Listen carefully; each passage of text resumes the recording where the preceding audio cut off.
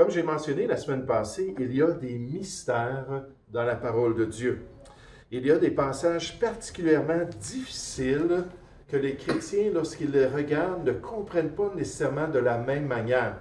Et une des motivations de cette série-là, c'est de nous encourager, lorsqu'un passage n'est pas clair dans la parole de Dieu, de ne pas être catégorique, de ne pas prendre ce passage-là et en faire un cheval de bataille parce qu'on sait que d'autres chrétiens ne le comprennent pas comme nous. Puis il y a des passages où il n'y a pas beaucoup d'informations. Il n'y a pas de précision. Dieu ne nous donne pas assez de détails pour qu'on puisse dire, oui, vraiment, c'est ce que le passage veut dire. Et quand c'est le cas, bien, il n'y en a pas de controverse, n'est-ce pas? Quand c'est tout dit, il n'y a pas de mystère, mais malheureusement, il y a des passages comme Pierre dit dans 2 Pierre 3, au verset 16, qui sont difficiles à comprendre. Des fois, les gens vont me parler du mariage, du divorce, puis du remariage. Là, je vais dire, ouf, ça, c'est une question qui est difficile à comprendre dans la parole de Dieu. Juste quelques passages dans le Nouveau Testament qui nous en parlent, mais d'harmoniser ça puis de trouver la volonté de Dieu, j'ai dit ça, c'est un défi, n'est-ce pas? Il faut faire des efforts pour le trouver. Mais il y a des passages comme ça, c'est mieux de dire, je pense bien comprendre, mais peut-être que je me trompe, puis de pouvoir être humble envers ces passages-là. Cette semaine, j'aimerais vous partager cette réalité-là de l'apparition du mal dans la création de Dieu. L'apparition du mal dans la création de Dieu. L'apparition soudaine de la corruption et de la tromperie dans le monde parfait que le Seigneur a créé. Ce monde-là qui est décrit comme étant très bon. Dieu, après avoir créé tout l'univers, puis après avoir créé la terre, puis toutes les espèces, puis l'être humain, a regardé tout ce qu'il a fait et il a dit, c'est très bon.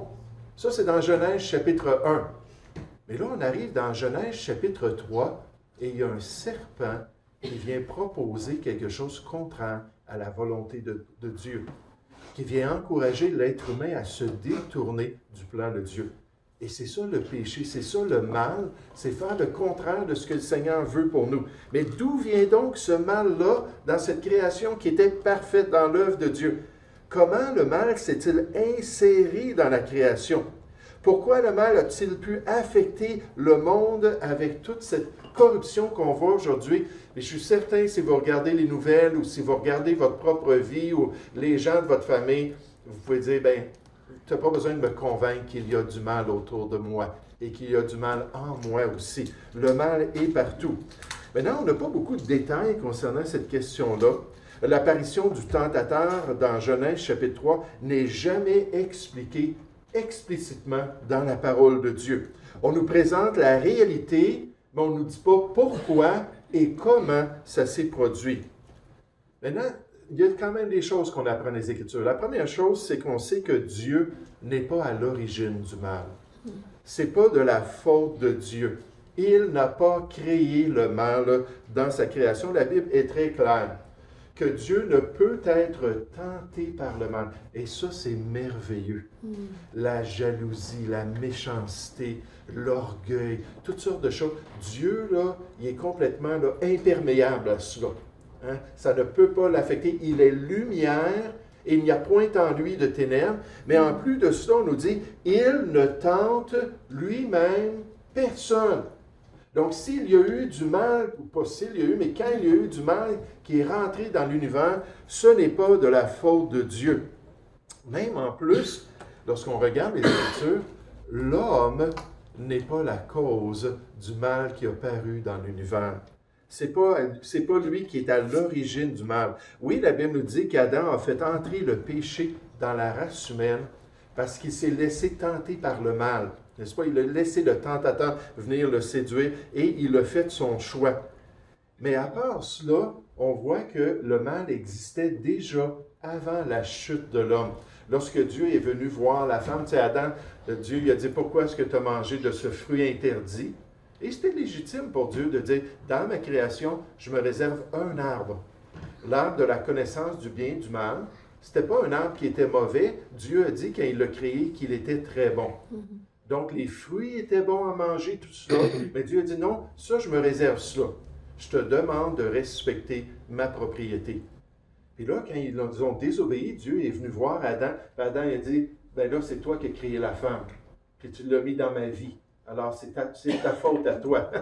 Là, il s'est tourné vers la femme, et elle a dit, concernant cette tentation-là, la femme répondit, « Le serpent m'a séduite et j'en ai mangé. » Donc, avant que Adam et Ève tombent dans le péché, le mal existait déjà dans la création de Dieu. On peut se poser la question, oui, mais qui a tenté le serpent à faire ce qui est mal? Pourquoi parle-t-on dans la Bible du diable, de Satan, le malin, l'ennemi de Dieu, si tout ce que Dieu a fait était bon? Quand on regarde cette question-là, on voit que sur l'origine du mal, la Bible reste silencieuse. Elle ne nous donne pas la réponse à ces questions. Où l'est-elle vraiment silencieuse? Dans Genèse chapitre 3 ou dans d'autres passages qui nous parlent du mal, qui nous parlent de Satan, du diable, le serpent ancien, on ne répond jamais directement à ces questions-là. Mais il y a deux passages bibliques que certains prétendent qu'on présente la réponse indirectement. J'aimerais juste vous présenter ces deux passages-là. Un passage dans le livre du prophète Ésaïe, puis un passage dans le livre du prophète Ézéchiel. Les deux textes en question décrivent des rois qui étaient impies, des rois païens qui étaient vraiment méchants. Au point qu'un prophète de Dieu, dans le peuple de Dieu, s'adresse à ces autres nations-là et à ces rois-là parce qu'ils étaient méchants. Mais alors que les prophètes sont en train de décrire les péchés de ces gens-là, tout à coup, dans les textes bibliques, c'est comme si le prophète passe de l'être humain à une réalité spirituelle derrière l'être humain, à un personnage qui aurait aidé l'être humain à faire ce qui est mal, à un esprit méchant derrière ces méchants rois-là. Ces textes expliquent pourquoi il y a eu cette méchanceté-là qui est venue dans la création. Certains le prétendent. Puis donc, dans Ésaïe chapitre 14, juste avant de le voir, dans le passage, on nous parle d'un roi qui était méchant.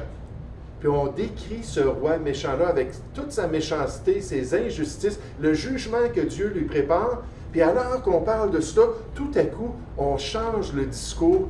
Puis là, on parle d'un personnage spirituel, un esprit qui se trouve derrière le roi. Et voici ce qu'on nous dit de cette source spirituelle. On passe de ce qui se passe sur la terre, puis là, tout à coup, on va dans les ciels, dans le ciel, pour faire une connexion spirituelle. Puis là, on va comprendre pourquoi le mal est rentré dans la création. D'après certains, tu disais. Alors, on s'adresse à un personnage, mais là, on ne parle plus au roi. Tu disais en ton cœur, je monterai au ciel.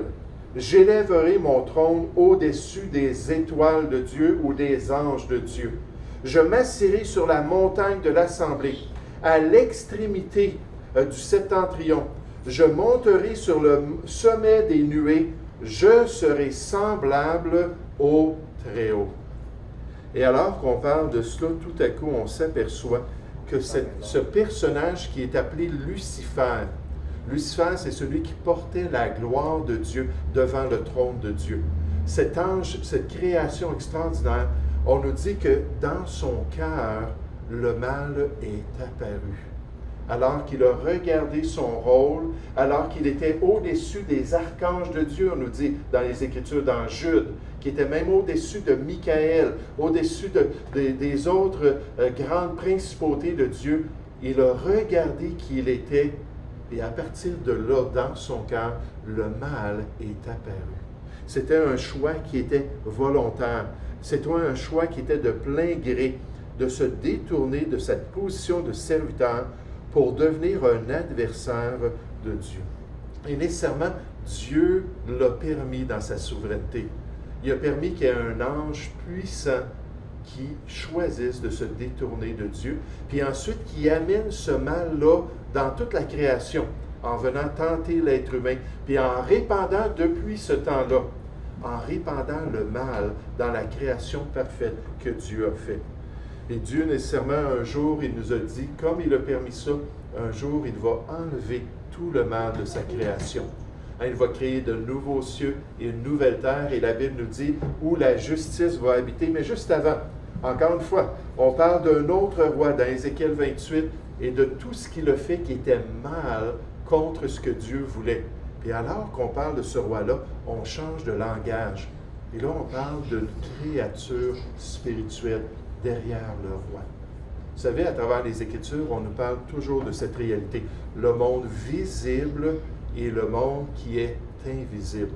Et les deux ont été créés par Dieu, très bons.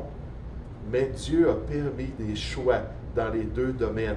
Et dans le domaine spirituel, on nous dit, tu as été intègre, celui qui est devenu Satan, celui qui est devenu le diable. On l'appelle le serpent ancien dans Apocalypse chapitre 12 au verset 9. C'était lui qui était derrière la tentation avec le serpent.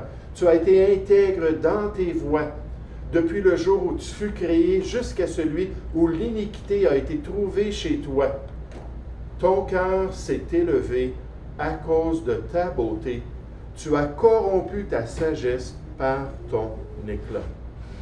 Puis là, il a amené ce mal-là dans la création de Dieu.